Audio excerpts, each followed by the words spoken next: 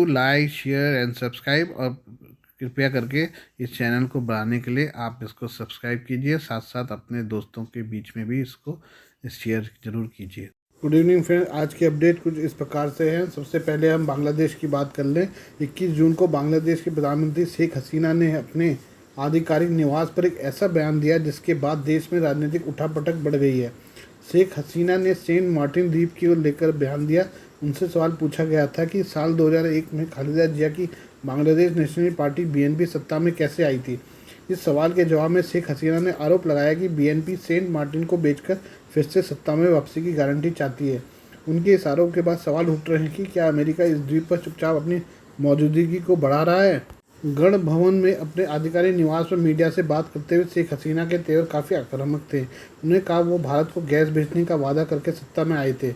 अब क्या वो देश को अमेरिका को बेचना चाहते हैं या सेंट मार्टिन द्वीप को बेचने का वादा करके सत्ता में आना चाहते हैं। शेख हसीना ने किसी देश का नाम नहीं लिया, लेकिन राजनीतिक विश्लेषकों का मानना है कि उन्होंने दो देशों की ओर उंगली उठाई है। उनका इशारा ऊर्जा की कमी से जूझ रहे पश्चिम बंगाल को गैस की सप्लाई और अमेरिकी सेनाओं की कोरल द्वीप पर मौजूदगी से जुड़ा था। शेख हसीना अक्सर आरोप लगाते हैं कि बीएनपी ने बंगाल की खाड़ी के एक विशाल हिस्से पर नज़र रखने के लिए अमेरिका को उसके मिलिट्री बेस के मकसद से सेंट मार्टिन द्वीप पर बातचीत की। यह द्वीप दक्षिण में हिंद महासागर पर स्थित है। शेख हसीना के बयान को बीएनपी महासचिव मिर्जा फखरुल इस्लाम ने खारिज कर दिया। उन्होंने आरोप लगाया कि पीएम ने अपनी राजनीतिक रणनीति के तहत सेंट मार्टिन द्वीप पर बीएनपी के रुख के बारे में गलत जानकारी प्रदान की। उन्होंने इसे उनकी राजनीतिक रणनीति का हिस्सा करार दिया। वहीं अमेरिकी विदेश विभाग के प्रवक्ता मैथ्यू मिलर ने अमेरिका को लेकर उड़ाई जा रही अफवाहों का मजाक उड़ाया। इस मुद्दे को पहली बार 14 जून को संसद में वामपंथी नेता, बांग्लादेश वर्कर्स पार्टी के अध्यक्ष और सत्तारूढ़ अवामी लीग के गठबंधन राशिद खान मेनन ने उठाया था। उन्हें कहा था कि अमेरिका क्वाड में सेंट मार्टिन और बांग्लादेश की भागीदारी चाहता है। सन 1900 में एक ब्रिटिश सर्वेक्षणकर्ताओं की टीम ने सेंट मार्टिन द्वीप को भारत में ब्रिटिश राज के हिस्से के रूप में शामिल किया था। उसका नाम ईसाई पादरी सेंट मार्टिन के नाम पर रखा। पर्यावरण विभाग ने सन 1999 में 8 स्क्वायर किलोमीटर वाले द्वीप को एक पारिस्थितिक रूप से महत्वपूर्ण क्षेत्र घोषित किया। आइए हम बांग्लादेश के और महत्वपूर्ण बिंदुओं पर भी बात कर लें। बांग्लादेश के विदेश मंत्री ने चीन को लेकर एक बड़ा बयान दिया है। पिछले काफ़ी समय से चीन इस देश में अपनी एक अलग जगह बनाने की कोशिश में लगा है। उसकी कोशिशों को देश के विदेश मंत्री डॉक्टर ए अब्दुल मोमेन की तरफ से दिए गए एक बयान के बाद झटका लग सकता है। मोमेन ने कहा कि उनका देश चीन की पूंछ नहीं है, साथ ही भारत के साथ बांग्लादेश के रिश्ते चट्टान की तरह मजबूत हैं और उन्होंने इस रिश्ते को एक सुनहरा अध्याय करार दिया है। मोमेन ने पिछले दिनों आयोजित एक कार्यक्रम में एक सवाल के जवाब में कहा कि बांग्लादेश चीन की तरफ कोई झुकाव नहीं है। मोमेन ने कहा कि कुछ लोग कहते हैं कि हम चीन की तरफ झुके हैं। जाहिर तौर पर यह बात ज़बरदस्ती कही जा रही है। हमने हमेशा से एक संतुलित और स्वतंत्र विदेश नीति का पालन किया है। हमारा झुकाव किसी के प्रति नहीं है। इसके साथ ही उन्होंने देश के राष्ट्रपिता शेख मुजीबुर रहमान के उस कथन की याद दिलाई जो इस तरह से था, सभी के प्रति मित्रता, किसी के प्रति द्वेष नहीं। मोमेन ने यह बात DCAB टॉक के दौरान कही। उनका कहना था कि बांग्लादेश का मकसद सार्वजनिक कल्याण की दिशा में काम करना है और देश की सरकार इस लक्ष्य को दिमाग में रखकर आगे बढ़ रही है। उन्हें इस बात को भी दोहराया कि बांग्लादेश कभी भी चीन के कर्ज जाल में नहीं फंसा है। उनका कहना था कि उनकी इस बात को कई लोगों ने स्वीकार भी किया है। बाद में कहा ये बातें गलत पाई गई कि बांग्लादेश का झुकाव किसी एक खास देश के लिए बहुत ज़्यादा है। मोमेन ने कहा यह एक गलत धारणा है। कुछ पंडित ऐसा कहते हैं, कई लोगों ने इसे स्वीकार किया, खासकर कुछ विदेशी संस्थानों ने। हम किसी भी परिस्थिति में चीनी ऋण जाल में नहीं फंसेंगे। उनका कहना था कि श्रीलंका के हालातों के बाद कुछ लोगों ने यह गलत धारणा बना ली थी कि श्रीलंका के बाद उनका देश भी चीनी कर्ज के जाल में फंस जाएगा। आंकड़े साझा करते हुए उन्होंने कहा कि बांग्लादेश सोच समझकर फैसले लेने वाला देश है। विदेशी ऋण लेते समय सरकार बहुत सावधान रहती है और गैर जरूरी कर्ज नहीं लेती है। मोमेन ने कहा कि IMF के मुताबिक अगर कोई देश अपना 55% कर्ज एक ही देश से लेता है तो उसके कर्ज के जाल में फंसने का खतरा रहता है।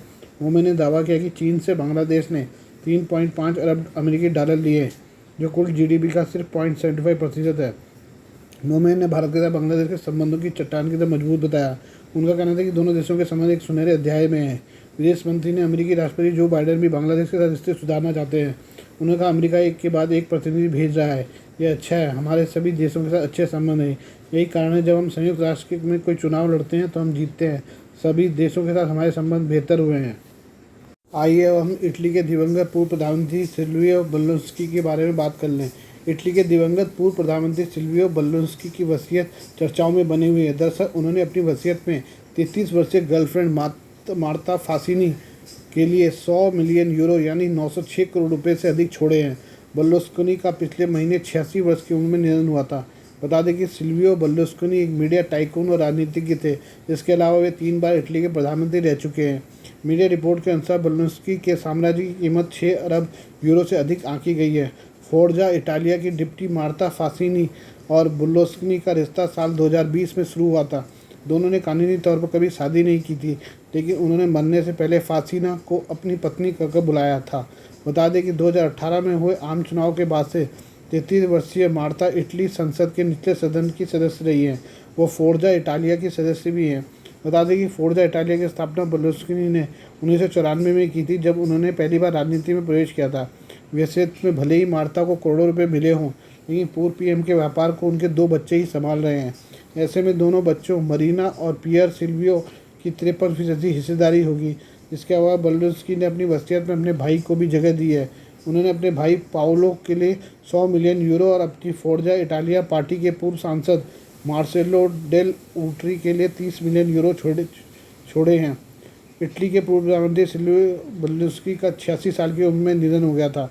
बर्लुस्कोनी बीते कुछ समय से बीमार चल रहे थे। बर्लुस्कोनी का नाम विवादों से भी खूब रहा और साल 2013 में वह सेक्स स्कैंडल में फंसे थे। साथ ही उन पर भ्रष्टाचार और टैक्स में धांधली के भी आरोप लगे थे। बर्लुस्कोनी 4 बार इटली के प्रधानमंत्री रहे। सबसे पहले बर्लुस्कोनी साल 1994 में पहली बार इटली के पीएम बने। इसके बाद वो 2001 से 2006 तक इटली के पीएम रहे। 2008 में फिर से उन्होंने सत्ता में वापसी की, लेकिन 2011 में कर संकट के चलते उन्हें इस्तीफा देना पड़ा और राजनीति से भी दूर हो गए। हालांकि 2017 में उन्होंने फिर से सक्रिय राजनीति में एंट्री ली थी। बीते 6 हफ्तों से मिलान के एक अस्पताल में बर्लुस्कोनी का इलाज चल रहा था। साल 1936 में इटली के मिलान शहर में जन्मे सिल्वियो बर्लुस्कोनी इटली के सबसे बड़े कमर्शियल ब्रॉडकास्टर मीडिया सेट के मालिक थे। साथ ही वो मशहूर फुटबॉल क्लब एसी मिलान के भी मालिक रहे हैं। बर्लुस्कोनी साल 2012 में एक टैक्स में धांधली के आरोप में भी फंसे थे। फिलहाल इटली की सरकार में उनकी पार्टी फोर्जा इटालिया सहयोगी है। इटली की राजनीति में सिल्वियो बर्लुस्कोनी को किंग मेकर माना जाता था और अपने राजनीतिक करियर के चरम पर वह इटली की सत्ता के केंद्र में रहे। अमेरिका ने चीन को एक बार फिर चेतावनी दी है। चीनी राष्ट्रपति शी जिनपिंग और रूसी राष्ट्रपति की मुलाकात के बाद अमेरिकी राष्ट्रपति जो बाइडेन ने कहा कि उनकी मुलाकात के बाद निवेश के बारे में सावधान रहे। बाइडेन ने कहा कि बीजिंग की अर्थव्यवस्था कई मायनों में अमेरिका पर निर्भर करती है। इसके अलावा बाइडेन का मानना है कि यूक्रेन नाटो में शामिल होगा। एक विदेशी मीडिया के साथ साक्षात्कार में जो बाइडेन ने कहा कि मैंने बीजिंग को कई धमकी नहीं दी है, मैंने बस उन्हें इस ओर ध्यान देने के लिए कहा है।